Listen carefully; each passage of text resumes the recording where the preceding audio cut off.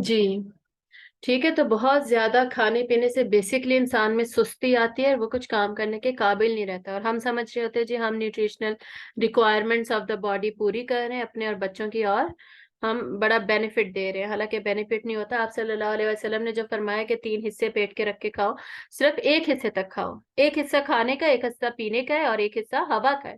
تو پانی اور ہوا کے حصے میں بھی نا ہم کھانا بھرتے، بلکہ ہم بھوک کے لیے تو ہم کھاتے ہی نہیں ہے، ذائقے کے لیے ہم کھاتے ہیں۔ بیسکلی زندہ رہنے کے لیے کھانا ہوتا ہے، کھانے کے لیے تھوڑی ہم زندہ رہتے ہیں۔ پر یہ چیزیں ہم بھول گئے ہیں، اور آج کل اسی لیے ہم جسمانی طور پہ بس سستیاں زیادہ ہیں اور کام کم ہے۔ تو جتنے ہم چست ہوں گے جسمانی طور پہ، اتنی عبادات بھی ہم زیادہ کر سکیں گے اور زیادہ کام مکمل کر سکیں گے تھوڑے عرصے میں۔ صحیح، تو یہ اچھا، اس سے اگلی سلائڈ پر تھے ہم۔ ہاں جی، تو کھانے کا سامان فاقوں میں گزارا کر رہے تھے۔ فاقوں سے ریلیٹڈ آپ نے پڑھا ہوگا، حضرت البراء جو ہے رضی اللہ تعالیٰ عنہ، وہ فرماتے ہیں کہ آپ صلی اللہ علیہ وآلہ وسلم کی طرف میں نے دیکھا تو آپ صلی اللہ علیہ وآلہ وسلم بھی سب کے ساتھ مل جل کر کام کروا رہے تھے، اور آپ صلی اللہ علیہ وآلہ وسلم نے بھی اپنی قمیض مبارک اتاری ہوئی تھی، اور آپ صلی اللہ علیہ وسلم کے سینے پر بال تھے جو کہ مٹی سے بھرے ہوئے تھے، اور آپ صلی اللہ علیہ وآلہ وسلم نے بھی اپنے پیٹ مبارک پر پتھر باندھے ہوئے تھے، 2 پتھر باندھے ہوئے تھے سب نے۔ اور پتھر کیوں باندھے ہوئے تھے؟ تاکہ بھوک محسوس نہ ہو نا، پیٹ کو لگے کہ اس میں اندر کچھ ہے، اس کو خالی خالی محسوس نہ ہو، فیلنگ ایسے آئے اور ہم کام میں لگے رہے، اس وجہ سے پتھر باندھے ہوئے تھے ساروں نے۔ اتنے مشکل ٹف حالات تھے، اور سوچے ان حالات کے ساتھ اسلام ہم تک پہنچا ہے۔ تو سخت سردی میں شرٹس اتاری ہوئی ہیں اور فاقوں میں کام کر رہے ہیں، اور مٹی کو کھودے جا رہے ہیں، کھودے جا رہے ہیں۔ اور یہ ایک پکچر ہے، بیسکلی جتنی بھی پکچرز میں نے سرچ کی انٹرنیٹ پر، اسی طرح کی پکچرز مجھے ملی۔ اس میں یہ جو سیڑھی والی چیز ہے نا، یہ سیڑھی کا مجھے آئیڈیا نہیں ہے، کہیں پہ پڑھا نہیں، بیسکلی کہیں پہ لکھا ہوا کبھی نہیں دیکھا کہ جی کوئی سیڑھیاں بھی یوز ہوئی تھی۔ صحیح، تو اب یہ تھیں کہ نہیں تھیں، اس کے بارے میں کچھ کمنٹ نہیں کر سکتی، اور کبھی میں نے کسی کتاب میں نہیں پڑھا، حدیث میں یا سیرت میں۔ لیکن باقی یہ خندق کی ہم پکچر دیکھ لیتے ہیں اس طرح کچھ امیجن کرنے کے لیے کہ کیا تھا، کیسے تھا۔ تو اس طرح کی کوئی خندق تھی، اور یہ جو بیچ میں کالا پتھر بہت بڑا نظر آ رہا ہے، بیسکلی یہ ایک کالی چٹان تھی جو کہ پھر بیچ میں آ گئی تھی، اور جو کہ صحابہ سے ٹوٹ ہی نہیں رہی تھی۔ تو اس کو توڑنے کے لیے پھر آپ صلی اللہ علیہ وآلہ وسلم کو بلایا گیا اور پوچھا گیا کہ ہم کیا کریں، اس چٹان کا کیا کریں۔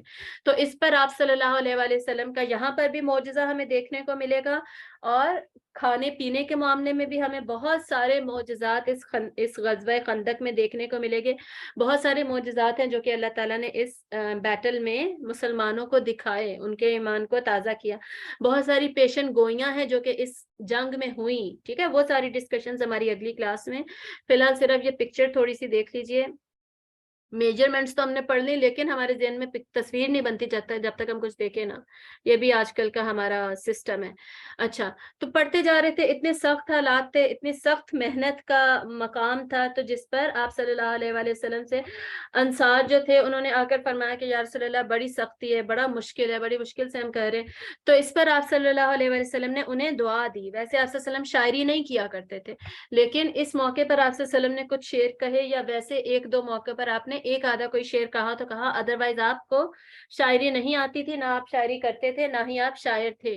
تو آپ صلی اللہ علیہ وسلم نے یہ جو اوپر والا جملہ ہے، یہ آپ صلی اللہ علیہ وآلہ وسلم نے فرمایا، ان کے لیے دعا دی، اللہم لا خیر الا خیر الاخرہ، اے اللہ کوئی خیر نہیں ہے سوائے تیری آخرت کی خیر کے، فبارک فی الانصار والمہاجرہ، یا اللہ مہاجروں اور انصار کو برکت دے، تو برکت دے کہ یہ کام ہمارا مکمل ہو جائے، ٹھیک ہے، اور یہ اسی میں خیر ہے۔ تو اس پر پھر انصار اور مہاجرین جو تھے انہوں نے بھی جوش محبت میں ہم آواز ہو کر ساروں نے پیٹھوں پر اپنے مٹی اٹھا رہے تھے، پتھر اٹھا رہے تھے، اور اسی میں شعر پڑھ رہے تھے، نحن الذی بایعوا محمدا، یعنی ہم وہ ہیں جنہوں نے آپ صلی اللہ علیہ وآلہ وسلم کے ساتھ بیعت لی ہے، وعدہ لیا ہے، اوتھ لیا ہے، علی الجہاد ما بقینا ابدا، کہ ہم جب تک ہم باقی رہیں گے ہمیشہ تک، تب تک ہم جہاد مسلسل کرتے رہیں گے، آپ کے ساتھ جدوجہد میں، کوشش میں ہی رہیں گے۔ اور اس کے بعد پھر آپ صلی اللہ علیہ وآلہ وسلم اور صحابہ مل کر اگلے اشعار پڑھتے تھے، اور وہ کیا ہیں؟ اچھا میں نے 2 لکھے ہیں، تیسرا نہیں لکھا، ٹھیک ہے، یہ پڑھتے تھے، اور اس کے آخری لائن پھر میں پڑھ لوں گی، اب میں آپ کو بتاتی ہوں یہ آخری جو 2 ہے یہ کیا ہے۔ اللہم لولا انت مہتدینا، اے اللہ تو ہی ہے جس نے کہ ہمیں ہدایت دی، تو نہ ہوتا تو ہدایت کون دیتا؟ ولا تصدقنا ولا صلینا، اور نہ ہی ہم صدقہ دے رہے ہوتے اور نہ ہی ہم نماز پڑھ رہے ہوتے۔ فَأَنزِلَن سَكِينَةً عَلَيْنَا، تو نازل کر ہم پر سکینت، سکون نازل کر ہم پر، وَثَبَّتِ الْأَقْدَامَ إِلَّا قَيْنَا، اور ہمارے قدموں کو جما دے، إِلَّا الْأَعْدَاءَ قَدْ بَغَوْا عَلَيْنَا، یہ لوگ جو کہ جنہوں نے ہمارے خلاف زیادتی کی ہے، ہم پر ظلم کیا ہے، اِذَا أَرَادَوْا فِتْنَةً، انہوں نے ارادہ کیا فتنے کا ہمارے خلاف، ابینا، تو ہم ان کی بات سننے سے انکار کرتے ہیں، ہم ان کی باتوں میں نہیں آئیں گے، ہم ان سے دور ہی رہیں گے۔ تو جب ابینا کہا جاتا تھا تو تمام صحابہ مل کر زور زور سے ابینا ابینا کی آواز پکارتے تھے، سب مل کر پکارتے تھے۔ اور یہ شعر و شاعری کا مقصد یہ بھی تھا، دیکھیں اتنے مشکل حالات میں مشقت والا کام کرنا، تو یہ ایسے ہو نہیں سکتا جب تک کہ کچھ موٹیویشن نہ ہو، کوئی موٹیویشنل باتیں نہ کی جا رہی ہوں، ایک دوسرے کے ساتھ ویسے ہی ہم کلام نہ ہوا جا رہا ہو، صرف کام میں جڑ کر مشین کی طرح کام نہیں کیا جا سکتا۔ تو بیسیکلی وہ اس طرح شعر و شاعری بھی ساتھ ساتھ چل رہی تھی اور کام بھی ساتھ ساتھ کیا جا رہا تھا، اور سخت مشکل اور مشکلات میں مشقت کے ساتھ کام کیا جا رہا تھا۔ اور حضرت انس رضی اللہ تعالیٰ عنہ کی ایک روایت ملتی ہے، وہ پہلے میں آپ کو بتا دیتی ہوں۔ حدیث میں ہمیں حضرت انس فرماتے ہیں کہ ان سے جب ان کے اسٹوڈنٹس نے پوچھا نا ایک مرتبہ، تو انہوں نے فرمایا کہ ہم نے جب خندق کھودی ہے نا، تو ہم نے رات کو بھی ہم آرام نہیں کرتے تھے، بلکہ گروپس میں ہم کام کرتے تھے، شام اور رات کو، سخت سردی میں بھی ہم کام کرتے تھے، اور خود ہم اس لیے کام کر رہے تھے کیونکہ ہمارے زمانے میں اس وقت ہمارے پاس کوئی غلام نہیں ہوتے تھے ہماری مدد کرنے کے لیے، یعنی اگر غلام ہوتے تو ہم ان سے کروا لیتے، لیکن ہمارے پاس غلام تھے ہی نہیں۔ یعنی آپ کو پتہ ہے کہ مسکنت کا وقت تھا، غریبی کا وقت تھا، مہاجرین انصار پھر بھی ٹھیک تھے نا کنڈیشنز میں، سچویشن میں، فائنینشیل، لیکن جب مہاجرین آئے تو ان کے ساتھ شیئرنگ ہوئی ہے، مہاجرین کے پاس تو کچھ بھی نہیں تھا، اور اس طرح پھر مسلمانوں کی اوور آل فائنینشیل سچویشن اتنی اسٹرانگ نہیں تھی۔ تو حضرت انس کہتے ہیں کہ ہمارے پاس غلام بھی نہیں تھے، ورنہ ہم ان سے کام لے لیتے، تو وہ نہیں تھے تو ہم خود کام کر رہے تھے، خود ہم میں سے ایک نے وہ خندق کھودی ہے، ٹھیک۔ تو آپ کو پتا ہے کہ بعد کے زمانے میں مسلمان امیر ہو چکے تھے اور ان کے پاس غلام بھی تھے، سب کچھ تھا، اس وجہ سے وہ یہ ایکسپلین کر رہے تھے۔ تو اس کے بعد اب ہم آگے چلتے ہیں، پہلے ہم یہ قلعے کی بات مکمل کر لیتے ہیں اور پھر ہم جنگ کے میدان پہ واپس آئیں گے، ٹھیک ہے۔ قلعہ الفاریہ، اس میں جیسے میں نے بتا دیا کہ عورتیں تھیں، بچے تھے، کچھ بوڑھے مرد جو کہ بہت زیادہ اتنے بوڑھے ہو چکے تھے کہ وہ جنگ نہیں لڑ سکتے تھے، وہ موجود تھے، اور پھر حضرت حسان بن ثابت رضی اللہ تعالیٰ عنہ جو ہے وہ بھی ان کے ساتھ موجود تھے۔ اب حضرت حسان بیسکلی واحد مرد تھے جو کہ وہاں پر موجود تھے، جن کی عمر بیسکلی ایسی تھی جو کہ جنگ کر سکتے تھے، جیسے آپ صلی اللہ علیہ وآلہ وسلم تو تھے نا 50s میں، سمجھے لیٹ 50s میں تھے، حضرت ابو بکر بھی لیٹ 50s میں تھے، حضرت عثمان آپ صلی اللہ علیہ وسلم سے 2 سال چھوٹے ہیں صرف، اور حضرت عمر زیادہ چھوٹے ہیں، 10-15 سال چھوٹے ہیں۔ تو حضرت عمر حضرت عثمان کی ایج کچھ اس طرح کی ایج کے ہوں گے، حضرت حسان بن ثابت اس سے زیادہ نہیں تھے، 40s میں ہوں گے آپ سمجھ لیں۔ تو بیسکلی اس عمر کے تھے کہ جنگ لڑی جا سکتی تھی، لیکن یہ بھی عورتوں اور بچوں کے ساتھ قلعے میں ہی موجود تھے۔ اب نیچے میں نے حضرت عبداللہ بن زبیر کا لکھا ہے، پہلے وہ بتا دوں۔ حضرت عبداللہ بن زبیر رضی اللہ تعالیٰ عنہ کے بارے میں تو ہم آلریڈی پڑھ چکے ہیں، آپ لوگوں کو یاد ہونا چاہیے کہ جب ہجرت کی ہے مسلمانوں نے مدینہ، مکہ سے جب آئے ہیں تو مدینہ میں قبا کے مقام پر ہی حضرت زبیر بن عوام اور حضرت اسماء بنت ابو بکر رضی اللہ تعالیٰ عنہم، ان دونوں کے بیٹے پیدا ہوئے، یہی حضرت عبداللہ بن زبیر، مدینہ میں انٹری پر ہی، قبا کے مقام پر ہی ان کی پیدائش ہو گئی تھی، جس کو مسلمانوں نے ایک خوشخبری سمجھا اپنے کے لیے، اور اس خبر کو سیلیبریٹ کیا، منایا، ایک دوسرے کو مبارکبادیں دی تھی، کیونکہ سارے کہہ رہے تھے کہ جی یہ نحوست ان میں، یہ لوگ چھوڑ کے آ گئے، ان کے تو اب اولادیں نہیں ہوں گی، ان کو تو یہ مسئلے وہ مسئلے، اس طرح کی باتیں کر رہے تھے۔ تو ایک اولاد کا آنا، اتنی بڑے ایک تحفہ ملنا، اللہ کی برکتوں کا نزول ہونا، تو یہ مسلمانوں کے لیے بہت بڑی خوشی کی خبر تھی۔ تو حضرت عبداللہ بن زبیر کی پھر ولادت کب ہوئی تھی؟ 1 ہجری میں۔ تو اب وہ کتنے سال کے ہیں؟ 5 سال के तकरीबन। तो बच्चे थे, ये वहाँ पे मौजूद थे, लेकिन बच्चे भी उस जमाने में तेज होते थे। तो ये बेसिकली जो पूरी हदीस है ना, ये इनकी रिवायत शुदा है, इन्होंने ये पूरी हदीस रिवायत की है। उस वक्त ये सगार सहाबा में इनका दखल था, शामिल थे ये। तो हजरत अब्दुल्ला बिन जुबैर रज़ी अल्लाह ताला अन्हु हैं जो हैं, वो फरमाते हैं कि ये औरतें बच्चे, जिनमें औरतों में आप सल्लम की तमाम अज़वाज, हजरत आयशा, फिर आप सल्लम की जो फुप्पी थी हजरत सफिया रज़ी अल्लाह ताला अन्हुमा, और बाकी तमाम औरतें और बच्चे, और फिर बूढ़े मर्द, और हमारे साथ हजरत हसन भी शामिल थे। अच्छा, अब हजरत हसन क्यों शामिल थे, वो जंग क्यों नहीं लड़ रहे थे? सारे मर्द तो जंग लड़ रहे थे, मर्दों को जरूरत भी थी जंगजू लोगों की। तो इसके बारे में बेसिकली हमें 2-3 राय मिलती हैं। उनमें से दो अगर हम समराइज करें तो उसको 2 में डिवाइड किया जा सकता है। वो दोनों ही हम डिस्कस कर लेते हैं बेसिकली। पहले राय तो ये है कि हजरत हसन जो थे वो कुछ बीमारी थी उन्हें, कुछ बीमार थे किसी तरीके से उन दिनों में, के वो एज सच जंग नहीं लड़ सकते थे। तो जंग नहीं लड़ सकते थे तो वहां पर मौजूद थे। ठीक है, ये एक राय है। दूसरी राय ये है कि उन्होंने ऐसा कभी किसी जंग में हिस्सा नहीं लिया। ठीक है, ये तो हमें पता है, कभी किसी जंग में हिस्सा नहीं लिया। तो बेसिकली उनके ये तबीयत ही नहीं थी कि वो जंग लड़ सके, कि वो खून खराबा देख सके। कुछ लोग ऐसे होते हैं ना, जैसे बेसिकली औरतें होती हैं, जैसे हम औरतें के हम लोग खून खराबा देखें, जंग देखें, फौरन चीखना चिल्लाना रोना शुरू कर दिया, बर्दाश्त नहीं होते हमसे ये इस तरह के इंटेंस सीन्स, हम बर्दाश्त नहीं कर सकते। ठीक है, दिल कमजोर होता है। तो बेसिकली कुछ सहाबा के मुताबिक, इवन सहाबा के भी ये राय हमें मिलती है कि वो उनकी तबीयत ही कुछ ऐसी थी अल्लाह की तरफ से, कि वो ये वाली नाजुक तबीयत थी उनकी, इस हिसाब से कि वो ये सब देख नहीं सकते थे, बर्दाश्त नहीं कर सकते थे।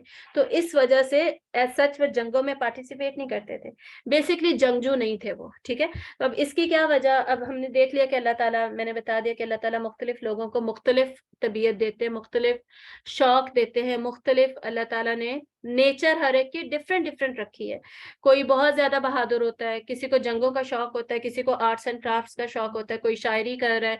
हर एक इंसान बेसिकली किसी ना किसी फील्ड में कंट्रीब्यूट कर रहा होता है। हर एक को अल्लाह ताला ने मुख्तलिफ सलाहियत दी है। तो कुछ जंगजू सहाबा थे, हजरत खालिद बिन वलीद अगर जंगजू थे, तो हजरत अबू हुरैरा जो थे वो रिवायत करते थे, वो रावी थे, वो हदीसें जमा करते थे, उन्होंने हदीसें जमा करके पहुंचाई। फिर हजरत अब्दुल्ला बिन अमर जो थे वो बहुत ज्यादा इबादत करते थे, बहुत ज्यादा इबादत भी करते थे और हदीसें सुन सुनकर लिखा भी करते थे। हर सहाबी फर्क थे। हजरत जैद जो थे, हजरत जैद बिन साबित जो थे, वो उनको आप सल्लम ने कहा कि तुम जुबान सीखो यहूदियों की, उन्होंने फौरन जुबान सीख ली। उनमें ये सलाहियत थी, तो आपने कहा ना, तो वो जुबान सीखने में तेज थे, जल्दी सीखते थे, उन्होंने वो सीखी। और वो मैथमेटिशियन भी थे, मैथ में बहुत ज्यादा स्ट्रांग थे, तेज थे, वो उनकी तारीफ हमें मिलती है। हजरत अबू बकर जो है वो इसमें हिस्ट्री में बहुत ज्यादा स्ट्रांग थे। हिस्ट्री का जो इल्म था, जीनियोलॉजी का जो इल्म था, वो उनके पास बहुत ज्यादा था, सबसे ज्यादा था, उसमें बहुत ज्यादा स्ट्रांग थे वो। इसके बाद हमें और भी हजरत आयशा का हमें पता चलता है कि वो तिब की भी माहिर थी, तिब में भी स्ट्रांग थी। फिर बहुत बड़ी राविया है वो हदीस की। तमाम सहाबियात तो राविया नहीं है ना, लेकिन वो रावी भी थी, हदीस की रिवायत करती थी और तिब में भी माहिर थी। बाकी सब तो नहीं थे तिब में माहिर। फिर जो थे हजरत, क्या मेजेन से नाम निकल गया, एंड में जिनका नाम आता है, अभी याद आ जाएगा मुझे, खैर वो फिक के माहिर थे। ठीक है, कुछ सहाबा फिक के माहिर थे। फिर हजरत अली जो है वो काजी होने के एतबार से भी मशहूर हैं, उनके फैसले बहुत ज्यादा मशहूर हैं। ठीक है, तो हर एक को अल्लाह ताला ने मुख्तलिफ सलाहियत दी है, और वो अपनी उसी सलाहियत की बिना पर ही उसने परफॉर्म किया, वो आगे बढ़ा और वो मशहूर हुआ। तो हजरत हसन को अल्लाह ताला ने शायरी की सलाहियत दी थी, वो शायर थे, शायरी करते थे, और इंतहाई खूबसूरत शायरी करते थे, इतनी ज्यादा कि आप सल्लल्लाहु अलैहि वसल्लम का ऑफिशियल पोएट उन्हें कहा जाता है, कि सरकारी सतह पर आप सल्लम के बकायदा शायर थे वो। और आप जब भी मुशरिकीन को, ये कुरैश को, ये लोग जो आप सल्लम के खिलाफ और इस्लाम के खिलाफ मुसलसल शायरी करते थे, हमें तो ये पता है ना कि वो शुरू में मक्का के दौर में शायरी होती थी, लेकिन बाद में भी मुसलसल वो लोग शायरी करते थे, उसे पब्लिश करते थे इस्लाम के खिलाफ, मुसलमानों के खिलाफ। जितनी ज्यादा सीरत में लिखी नहीं हुई ना, क्योंकि तारीख निगार, जाहिर सी बात है, वो अपने खिलाफ इतनी बातें लिखने की, जमा करने की क्या जरूरत है, तो वो लिखी नहीं गई बेसिकली। लेकिन वो करते तो थे, اتنی زیادہ کرتے تھے, مشہور ہوتی تھی شاعری. اور ہم دیکھیں گے فتح مکہ پر آپ صلی اللہ علیہ وسلم نے جن لوگوں کو قتل کرنے کا حکم دیا اس میں کچھ شاعر تھے کہ ان کو قتل کیا جائے. کیوں؟ کیونکہ زبان سے الفاظ نکال کر یہ بھی ایک حملہ کرنے کا طریقہ ہوتا ہے. یہ بات, اس بات پہ دھیان دیں, اس بات کو یاد رکھیں. ایک تو تلوار سے حملہ کرنا ہوتا ہے نا, ایک زبان کی تلوار سے حملہ کرنا ہوتا ہے. تو وہ جو حملے ہوتے تھے ان کے بھی جواب دیے جاتے تھے باقاعدہ. اور آپ صلی اللہ علیہ وسلم پھر حضرت حسان سے کہتے تھے کہ ان کو جواب دو. ایک مرتبہ آپ صلی اللہ علیہ وسلم نے حضرت حسان سے فرمایا کہ تم ان کو, یہ قریشیوں نے یہ لکھا, ان کو جواب دو, لکھو. تو اس پر حضرت حسان نے کہا یا رسول اللہ میں کیا لکھوں؟ تو آپ صلی اللہ علیہ وسلم نے فرمایا کہ جبریل تمہاری مدد کریں گے, لکھو, تم جواب دو ان کو. صحیح, لکھنا تو نہیں, یعنی وہ شاعری ان کو اسی وقت پتہ آتی تھی اور وہ بولتے تھے اس کو. تو حضرت جبرائیل مدد کریں گے, فرشتوں کے سردار جو بیسیکلی بدر میں مدد کے لیے آئے, احد میں مدد کے لیے آئے, وہ شاعری میں بھی مدد کے لیے آ رہے ہیں حضرت حسان کی. تو اتنا بلند مقام, اتنا بڑا مرتبہ تھا, یعنی ان کی صلاحیت ہی اور تھی, ان کو اللہ نے ٹیلنٹ ہی اور دیا تھا. اور لیکن انہوں نے یہ نہیں کہا کہ ہائے میں جنگ نہیں لڑ سکتا تو میں یہ بھی کیوں کروں, میں تو بالکل ہی الگ ہوں, مجھے تو کچھ آتا ہی نہیں ہے, میں تو کچھ کر ہی نہیں سکتا. ہمارا تو یہ رویہ ہوتا ہے نا آج کل, بھئی اگر ہم سائنس میں نہیں اچھے تو ہم آرٹس میں اچھے ہو جائیں, اگر ہم انگلش میں نہیں اچھے تو ہم اردو میں اچھے, کسی چیز میں تو ہم اچھے ہوں. جیسے میں نے پہلے بتایا ہم ایکسپرٹ ہو کسی چیز میں تو ایکسپرٹ ہوں, ہم کسی چیز کے تو امام ہوں, کسی چیز میں تو ہم اسپیشلائز کریں, ہم اپنی کنٹریبیوشن دیں, ہم معاشرے میں کچھ تو اہم کردار ادا کریں. ٹھیک ہے, یہ بات ہے اصل میں, اپنی صلاحیت, اپنی اسٹرینتھ کو پہچاننا, اس پر کام کرنا, اور اس کے ذریعے سے معاشرے میں بھی کنٹریبیوٹ کرنا, اسلام کی ترقی کے لیے کام کرنا. سمجھ آ رہی ہے؟ یہ بہت بڑا لیسن ہے جو کہ ہمیں یہاں سے حضرت حسان کی طبیعت سے ہمیں مل رہا ہے. اس کے علاوہ حضرت حسان کے بارے میں ہمیں یہ روایت بھی ملتی ہے کہ بہت دفعہ مسجد نبوی میں باقاعدہ ممبر پر بھی انہوں نے شاعری پڑھی, آپ صلی اللہ علیہ وسلم کی موجودگی میں انہوں نے شاعری پڑھی ممبر سے. تو اتنا بڑا رتبہ تھا ان کا, اور اللہ نے ان کو اتنی بڑی یہ صلاحیت دے رکھی تھی, اور انہوں نے اس صلاحیت کو استعمال کیا اسلام کے حق میں. صحیح, تو یہ ہم میں سے بھی جو رائٹرز بن سکتے ہیں, لکھ سکتے ہیں, وہ اس خدمت کرنی ہے نا اسلام کی, کسی طریقے سے تو کریں, لکھ کر کریں, بول کر کریں, شاعری کر لیں, آرٹیکلز لکھ لیں, کچھ تو کیجیے نا, کسی طرح تو کنٹریبیوٹ کیجیے, اپنی صلاحیت پہچانے اور کنٹریبیوٹ کریں. تو یہ وہاں پر موجود تھے. تو حضرت عبداللہ بن زبیر فرماتے ہیں کہ بنو قریظہ کے, جو میں نے آپ کو بتا دیا تھا یہودیوں کا جو قبیلہ تھا, وہاں کے دو مردوں نے بیسکلی حملہ کیا. بنو قریظہ نے بھیجا 2 مردوں کو کہ تم دیکھ کر آؤ کہ یہ جو بنو قریظہ یہود کا قبیلہ تھا, تم دیکھ کر آؤ کہ ان کا وہاں پروٹیکٹڈ ہے, یہ جو الفاریہ کا قلعہ یہ پروٹیکٹڈ ہے یا اس میں کوئی فوج ووج نہیں ہے, صرف عورتیں اور بچے ہی ہیں. تو ہم ایسے کرتے عورتوں اور بچوں کو ختم کر دیتے. یہ باقاعدہ انہوں نے سازش کی. اس سازش کو آپ نے یاد رکھنا ہے. کیوں؟ کیونکہ غزوہ خندق کے بعد فوراً کیا ہونا ہے, یہی ہونا ہے, غزوہ بنو قریظہ ہی ہونا ہے, ان کا خاتمہ ہونا ہے. ان سب کو قتل کر دیا گیا تھا, ان کے مردوں کو قتل کر دیا گیا. کیوں قتل کیا گیا؟ کیونکہ انہوں نے یہ اتنی بڑی سازش کی مسلمانوں کے خلاف کہ ہم قلعے پر حملہ کریں اور ان کے عورتوں اور بچوں کو قتل کر کے ختم کر دیں. ٹھیک ہے, معاہدے کو توڑا, اپنی زبان سے پھر گئے. یہ سارے اتنے بڑے بڑے گناہ ہیں جس میں کہ یہ انوالو ہوئے بیسکلی. اور اس کے بعد بھی ہمیں مزید, غزوہ خندق کے بعد بھی ہمیں مزید ان کے گناہ پتہ چلیں گے, جس کی وجہ سے غزوہ خندق میں کتنے تھکے ہوئے ہوں گے اس مسلمان. آپ خود سوچ لیں, سردی کی راتوں میں کھانے کو, پینے کو, پہننے کو نہیں ہے, اور کام کر رہے ہیں, جنگ ہو رہی ہے باقاعدہ. اگلی کلاس میں ہم دیکھیں گے نا یہ ساری ڈیٹیلز. کتنے تھکے ہوئے تھے کہ حضرت جبرائیل آئے آپ صلی اللہ علیہ وسلم کے پاس, فرمایا ہے کہ اپنی ذرا نہیں اتاریں گے آپ اپنی واپس آ گئے تھے نا, گھروں میں آ گئے تھے سب ختم ہونے کے بعد. تو حضرت جبرائیل نے کہا تھا آپ اپنی ذرا نہیں اتاریں گے, اسی طرح چلے, اسی طرح واپس چلیں بنو قریظہ کے پاس. ان کا معاملہ ابھی سے شروع ہوگا, ابھی سے ان کے خلاف سلسلہ شروع. ٹھیک ہے, تو یہ اتنی جلدی, یہ دونوں میں کوئی گیپ ہی نہیں تھا ان دونوں جنگوں میں. تو یہ کیوں ہوا؟ یہ انہی ریزنز کی وجہ سے. تو بنو قریظہ نے ارادہ کیا کہ ان کی عورتوں اور بچوں کو, مسلمانوں کو قتل کر دیں گے ہم. تو انہوں نے 2 بندے پہلے بھیجے کہ دیکھ کر آؤ قلعہ پروٹیکٹڈ ہے کہ نہیں. اب قلعے میں اور تو کوئی مرد تھے ہی نہیں سوائے حضرت حسان کے کچھ بوڑھے مردوں کے, اور عورتیں تھیں.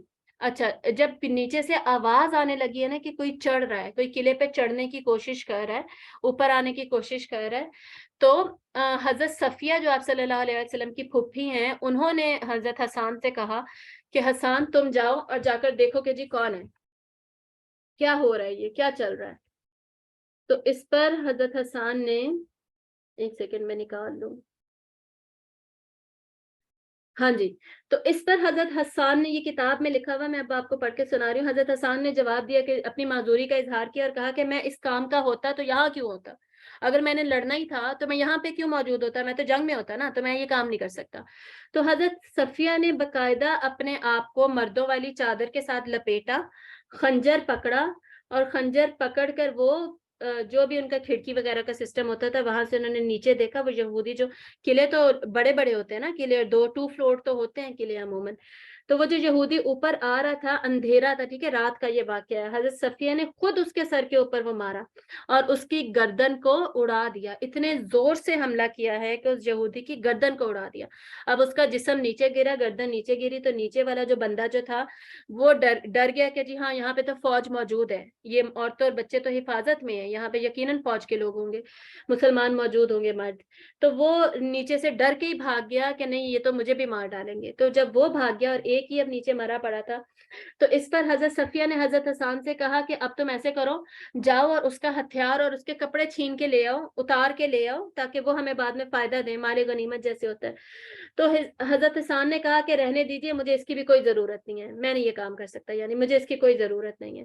تو اس پر حضرت صفیہ رضی اللہ تعالیٰ انہوں نے کہا کہ اچھا ٹھیک ہے. وہ خود گئی ہیں نیچے اور اس کے کپڑے اتار کے اور اس کی جو زرہ اور تلوار جو تھی وہ اتار کے واپس لے کر آئی ہیں, اپنے ساتھ لے کر آئی ہیں. بیسکلی مال جمع کیا نا مسلمانوں کے لیے. تو یہ ایک واقعہ تھا جو کہ بیسکلی اس میں ہوا, اس غزوہ خندق میں ہوا, بنو قریظہ کی طرف سے قلعے کے اوپر, اور حضرت زبیر بن عبداللہ اس کے راوی ہیں. اس کے بعد انشاءاللہ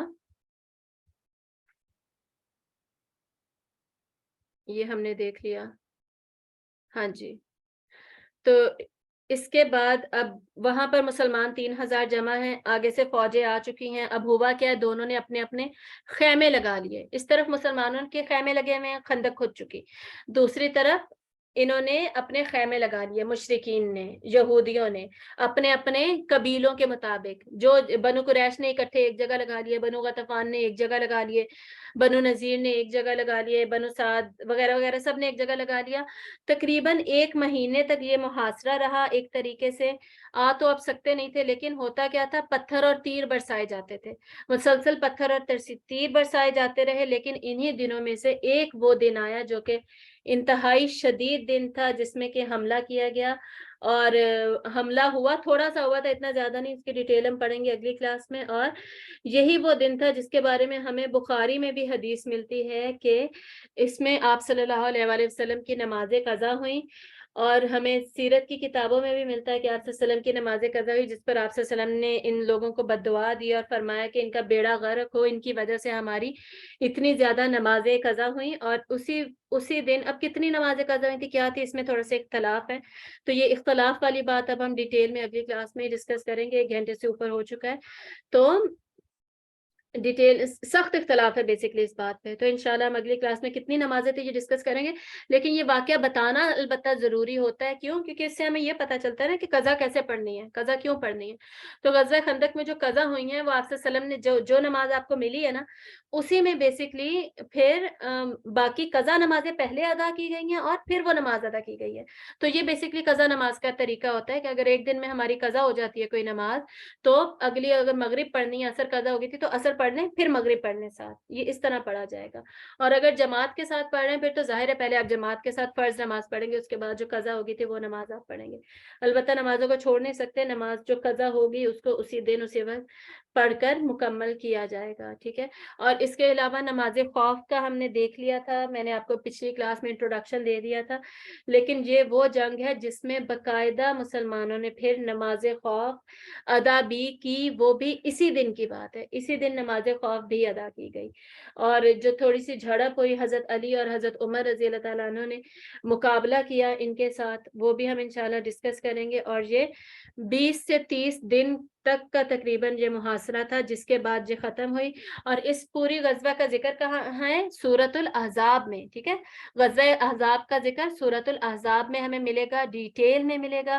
اس میں اللہ تعالیٰ بتائیں گے کیسے مسلمانوں کے دل گھبرائے ہوئے تھے, ڈرے ہوئے تھے, اور ڈرنے کے باوجود کیسے وہ جنگ لڑ رہے تھے.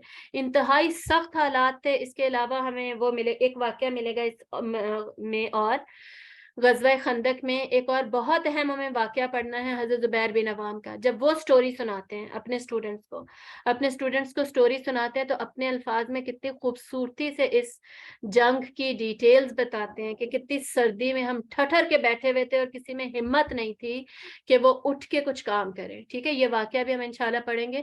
اور اس کے اینڈ میں شہادت کس کی ہوتی ہے؟ اس غزوہ کے اینڈ میں بہت اہم شہادت جو ہوتی ہے وہ حضرت سعد بن معاذ رضی اللہ تعالیٰ عنہ کی, جن کی شہادت پر عرش ہلا تھا, اللہ تعالیٰ کا عرش ہلا تھا. تو یہ چند واقعات بہت اہم جو اس غزوہ میں آتے ہیں. تو یہ سارا کچھ انشاءاللہ اب ہم اگلی کلاس میں ڈسکس کریں گے. وآخر دعوانا الحمد للہ رب العالمین. سبحانک اللہم و بحمدک نشہد ان لا الہ الا انت نستغفرک و نتوب الیک. السلام علیکم ورحمۃ اللہ وبرکاتہ.